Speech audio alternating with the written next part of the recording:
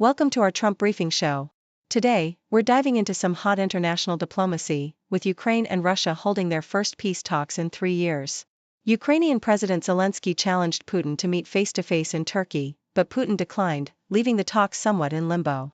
Still, lower-level officials are trying to keep the dialogue alive, amidst ongoing tension and conflict along a massive 620-mile front. Stay tuned as we watch this diplomatic restart unfold. In entertainment news, Griffin opened up about a tough moment during her 2018 interview with Stephen Colbert. She described feeling almost emotional to tears, accusing Colbert of being misogynistic and pushing her too hard over her controversial Trump severed head photo. Her comments reveal a complicated mix of comedy, controversy, and personal feelings that still resonate today. Finally, some big events and political moves. President Trump's upcoming birthday parade is expected to cost a staggering $45 million, featuring tanks and vintage aircraft, sparking debate over government spending. Meanwhile, U.S. Vice President J.D. Vance and Senator Marco Rubio are heading to the Vatican for Pope Leo's inaugural Mass, a historic moment as the first U.S.-born Pope takes the throne. That's all for today's quick roundup. Please continue to watch for the detailed stories.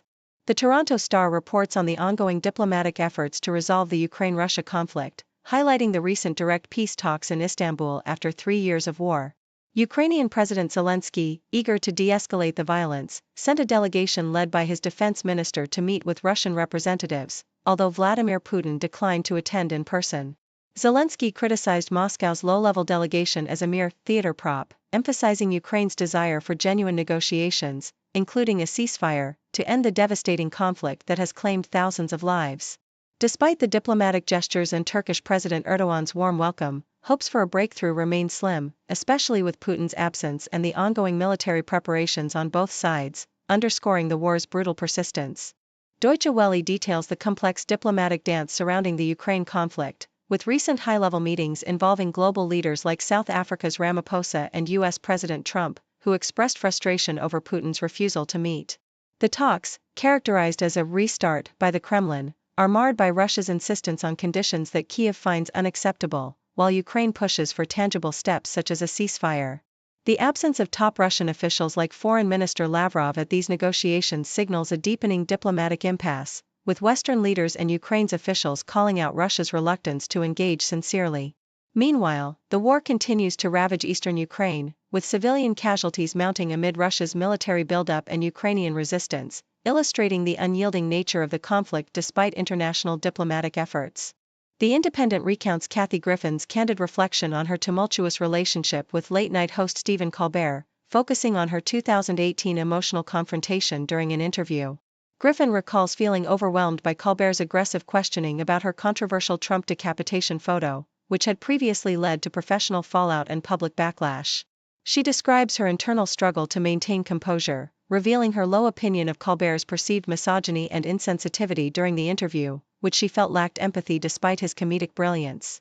Griffin's story underscores the personal toll of her political satire and the broader cultural debates about free speech, misogyny, and the boundaries of comedy in a polarized America, illustrating how her career and mental resilience have been shaped by these high-profile moments.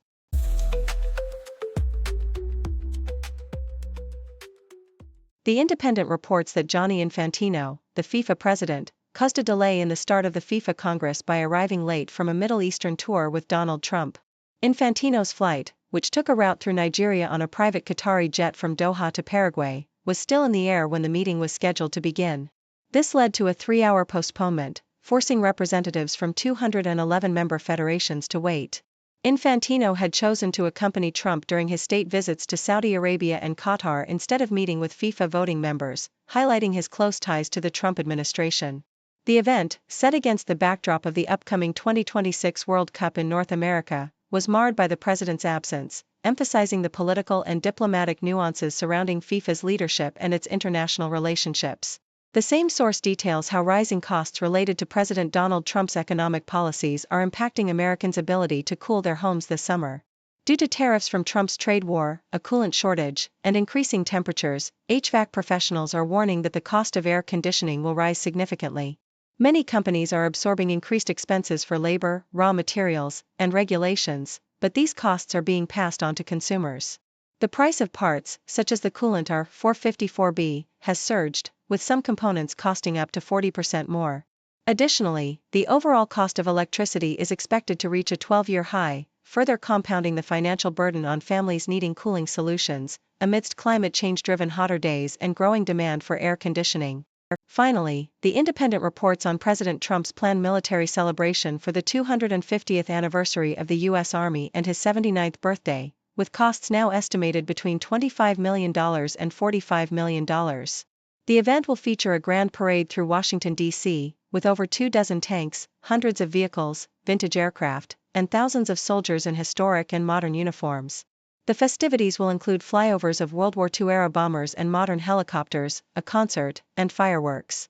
Despite the high price tag, Trump defended the expenditure as peanuts, contrasting it with previous costs and criticizing critics who see it as an inappropriate use of taxpayer money amid economic hardships faced by Americans. The celebration has already sparked protests, with opponents calling it an insult to the American people, reflecting ongoing debates about national priorities and the symbolism of military displays in contemporary America.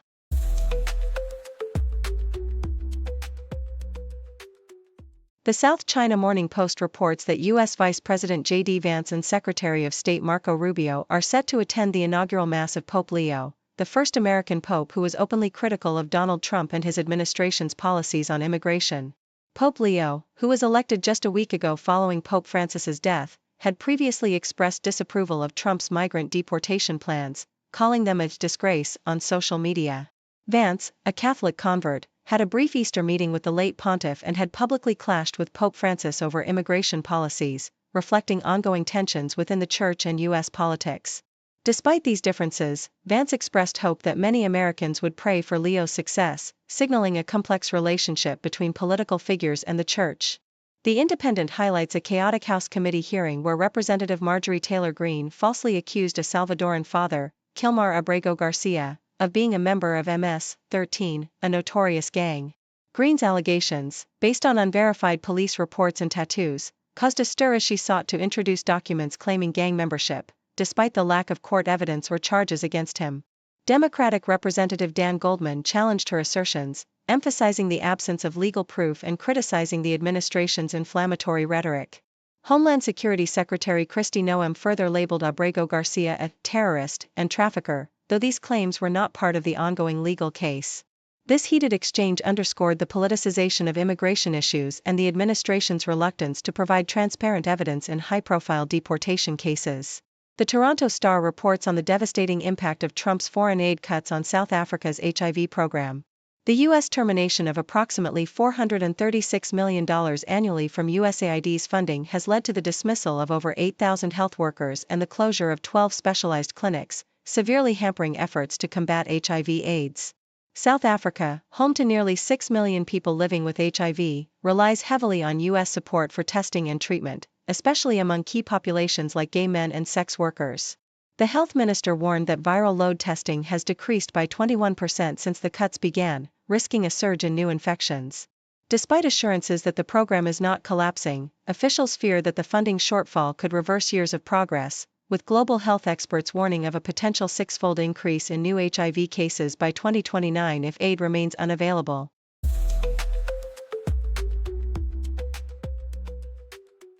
Thank you for tuning in. The content above showcases the latest briefing reports and analytical synopses, thoughtfully curated by the 6Do team. These insights stem from a wide array of reputable media outlets, think tanks, government sources, and specialized experts worldwide. We encourage you to explore these sources for a comprehensive perspective. Keep in mind that while the content may not always align with the official standpoint of 6Do Brief, it's not meant to be taken as absolute directives for decision-making. Comprising seasoned media professionals, learned scholars, and accomplished scientists, the 6Do team embodies a trailblazing, fully independent media entity. To customize 6Do Brief to meet your professional needs, you have the option to subscribe to a diverse array of briefings on our website, 6dobrief.com. Regardless of your location, you can conveniently receive 6Do Brief via email.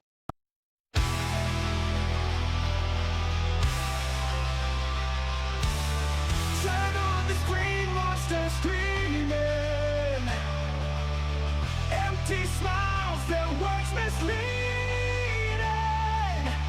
Power games in darkness.